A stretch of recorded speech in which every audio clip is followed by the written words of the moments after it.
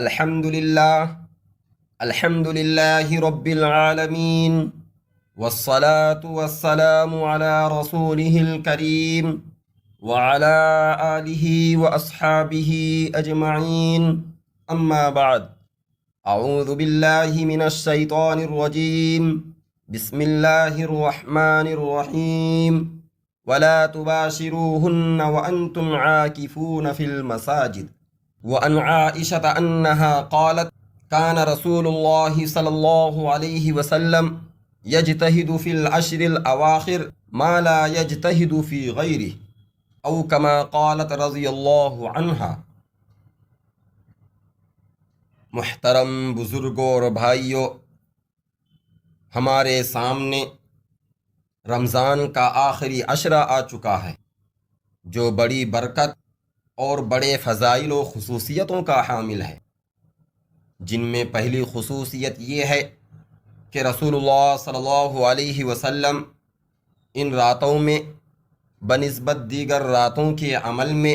زیادہ جان کھپاتے تھے۔ چنانچہ صحیح مسلم میں حضرت عائشہ رضی اللہ عنہا سے مروی ہے کان رسول اللہ صلی اللہ علیہ وسلم یجتہد فی العشر الاواخر ما لا یجتہد فی غیرہ، یعنی حضور اقدس صلی اللہ علیہ وسلم اخیر عشرے میں اتنی محنت کرتے تھے جو دوسرے دنوں میں نہیں کرتے تھے۔ حضرت عائشہ رضی اللہ عنہا سے صحیحین کی حدیث میں مروی ہے کہ جب عشرے اواخر شروع ہوتے تو آپ صلی اللہ علیہ وسلم کمر بستہ ہو جاتے، راتوں کو جاگتے اور گھر والوں کو بھی جگاتے۔ ان احادیث کے اندر عشرے اواخر کی فضیلت کی دلیل ہے، اس لیے کہ حضور اقدس صلی اللہ علیہ وسلم دوسرے دنوں کے مقابلے میں ان دنوں میں زیادہ محنت کرتے تھے، جس میں نماز، تلاوت، ذکر، صدقہ، اعتکاف وغیرہ عبادات شامل ہیں۔ مزید برآں حضور صلی اللہ علیہ وسلم کمر کس کے باندھتے تھے، یعنی عبادات کے لیے ازواج مطہرات سے یکسوئی اختیار کرتے تھے، نیز ان راتوں کی عظمت کی وجہ سے اپنے تن من دھن سے عبادت کرتے اور راتوں کو جاگتے، جس کا دوسرا مقصد شب قدر کی جستجو تھی، جس میں اگر کوئی شخص اللہ کے وعدوں پر یقین اور ثواب کی امید پر عبادت کرے تو اس کے سابق تمام گناہ معاف ہو جاتے ہیں۔ حضور صلی اللہ علیہ وسلم کی یہ شب بیداری مختلف انواع و اقسام کی عبادات میں ہوتی تھی، ذکر، تلاوت، نماز، سحری وغیرہ پر مشتمل ہوتی تھی۔ چنانچہ صحیح مسلم میں حضرت عائشہ رضی اللہ عنہا سے روایت ہے کہ میرے علم میں نہیں ہے کہ حضور اکرم صلی اللہ علیہ وسلم نے پوری رات صبح تک قیام فرمایا ہو، یعنی صرف نماز میں گزار دی ہو۔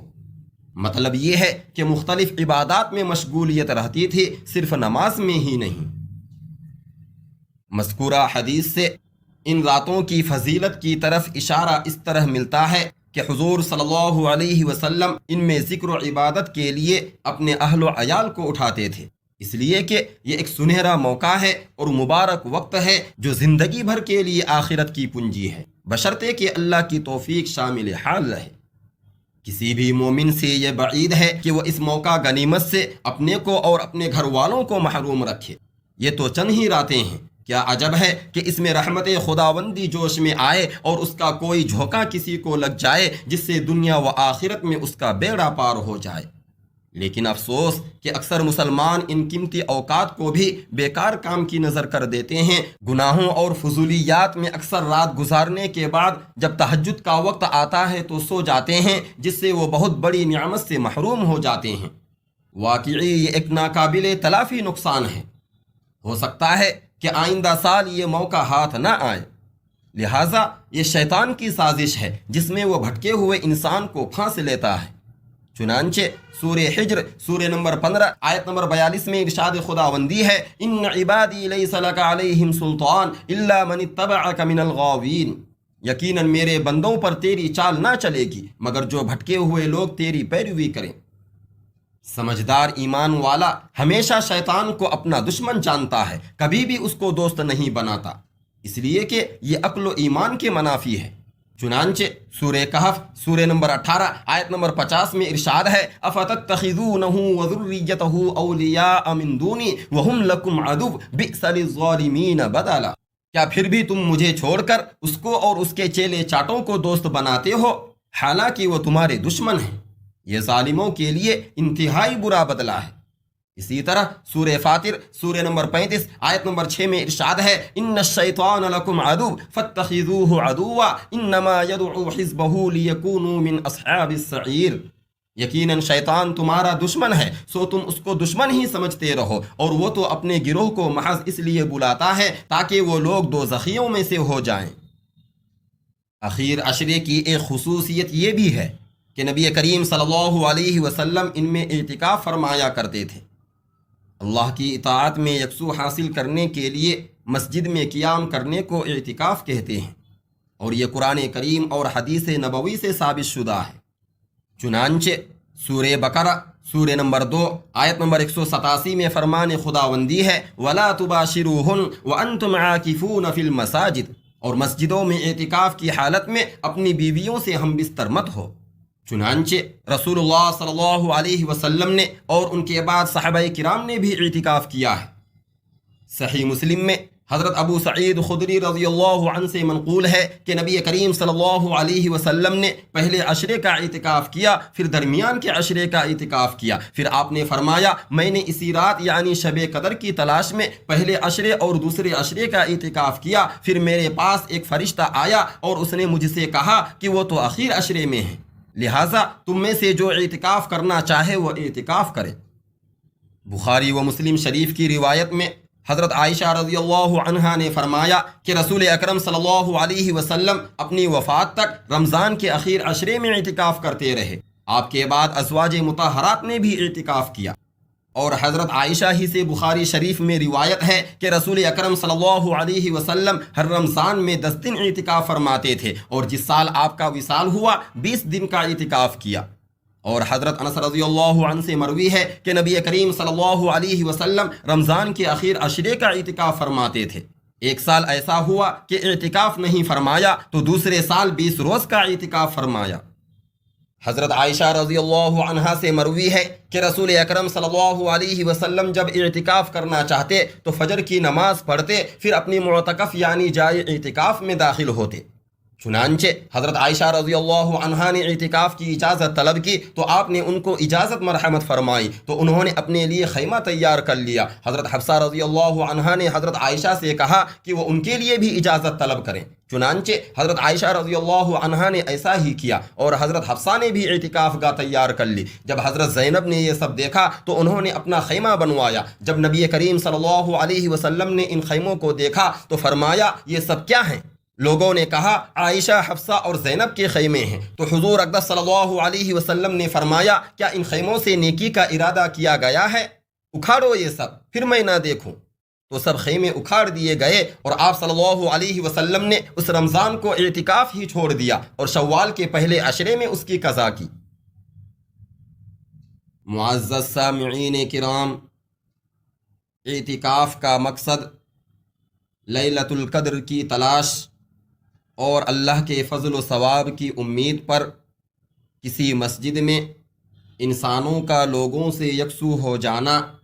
اور اپنے آپ کو اطاعت خداوندی کے لیے مکمل فارغ کر لینا ہے۔ اسی لیے معتکف کے لیے مناسب ہے کہ وہ ذکر و تلاوت، نماز وغیرہ عبادات میں مشغول رہے اور بیکار باتوں سے دور رہے۔ البتہ گھر والوں میں سے یا اور کوئی ملنے والوں سے تھوڑی دیر کسی مصلحت کی گفتگو کرے تو کوئی حرج نہیں ہے، جیسا کہ متفق علیہ میں ام المؤمنین حضرت صفیہ رضی اللہ عنہا کی حدیث اس سلسلے میں دلیل ہے۔ وہ فرماتی ہیں کہ حضور صلی اللہ علیہ وسلم مسجد میں حالت اعتکاف میں تھے تو میں رات کو آپ سے ملاقات کے لیے گئی، کچھ دیر آپ سے گفتگو کی، پھر میں گھر لوٹنے کے لیے کھڑی ہوئی تو میرے ساتھ آپ صلی اللہ علیہ وسلم بھی کھڑے ہوئے۔ البتہ معتکف کے لیے اپنی بیوی سے مجامعت وغیرہ حرام ہیں، مثلا چھونا اور بوسہ لینا وغیرہ، جیسا کہ سورہ بقرہ سورہ نمبر 2 آیت نمبر 187 میں ارشاد ہے وَلَا تُبَاشِرُوهُنَّ وَأَنْتُمْ عَاكِفُونَ فِي الْمَسَاجِدِ، اور مسجدوں میں اعتکاف کی حالت میں بیویوں سے صحبت نہ کرو۔ رہا مسجد سے نکلنا، تو اگر اپنے جسم کا کچھ حصہ باہر کر دیا جائے تو جائز ہے۔ چنانچہ حضرت عائشہ رضی اللہ عنہا فرماتی ہیں کہ نبی کریم صلی اللہ علیہ وسلم حالت اعتکاف میں مسجد سے اپنا سر مبارک نکال دیتے تھے اور میں حالت حیض میں اس کو دھوتی تھی۔ دوسری روایت میں ہے کہ حضرت عائشہ رضی اللہ عنہا حالت حیض میں رسول اللہ صلی اللہ علیہ وسلم کے بال مبارک میں کنگھا کرتی تھیں، جبکہ آپ صلی اللہ علیہ وسلم مسجد کے اندر حالت اعتکاف میں ہوتے تھے اور حضرت عائشہ اپنے حجرے میں ہوتی تھیں۔ آپ علیہ السلام ان کے قریب اپنا سر مبارک نکال دیتے تھے۔ اور اگر پورے جسم سمیت نکلے تو اس کی 3 قسمیں ہیں۔ نمبر 1، کسی طبعی یا شرعی ضرورت سے نکلنا، جیسے پیشاب، پاخانہ، کھانا پینا، جنابت کا غسل، تو یہ سب جائز ہیں بشرطے کہ مسجد کے احاطے میں انتظام نہ ہو۔ لیکن اگر مسجد میں استنجا خانہ، غسل خانہ، کھانے پینے کا انتظام ہو یا باہر سے لانے والا ہو تو نکلنا درست نہیں ہے، اس سے اعتکاف ٹوٹ جاتا ہے۔